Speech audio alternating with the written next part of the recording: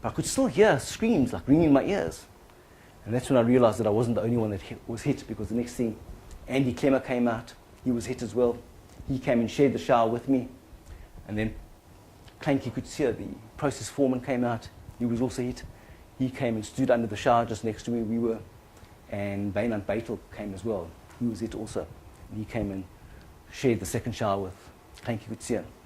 So it was the four of us. Paul said that he had a near miss, because as he was just leaving the area, he said he felt a small sort of splash at the back of his neck, but it was nothing serious. So there we were standing under this water, and it was starting to get quite cool. The seasons were beginning to change.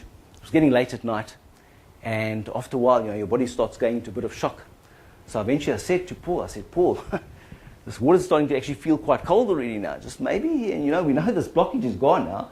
Maybe we should just shut this water off now for a bit. Let's go and we'll just box this thing up now. Let's just hand this facility back to the process guys that are left there, and just let's get the heck out of here and go home. And he said, no. You know the regs. 20 minutes. You stay right where you are for the full 20 minutes. And he made sure that we were under that water for the full 20 minutes. In the interim, he grabbed one of the radios. And he radioed across to the control room to explain to the guys what had actually happened. He also summoned the elevator. And so at the end of the 20 minutes, he let us off into this little lift.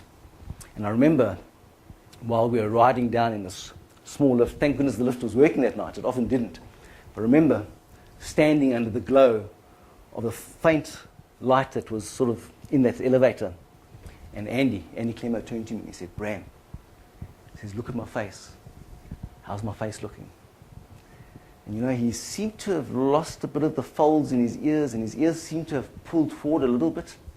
But I said to him, Andy, you've lost some skin, but I think your face is going to be okay. And I said to Andy, son, Andy, tell me, how's my face looking? He said, yeah, my face looks also like I'll be okay. And Beinart asked, and Clanky asked. And by that stage, the elevator had reached the bottom, and we were met by the ambulance guys that put us onto stretchers eventually and took us initially to the site hospital, where they initially had to cut our clothes off our bodies with scissors, and then they tried to clean up the wounds as best they could. They put on white cream called Flamazine at the time, which was like a vitamin E type of cream, onto the wounds. Gave us a tablet, I recall a blue tablet called Temgesic, which was a painkiller. Injected us with morphine and put on bandages as best they could. And suddenly my wife woke up with a bit of a start, because she realized that the phone was ringing and that I wasn't there to answer it as I normally did in the middle of the night.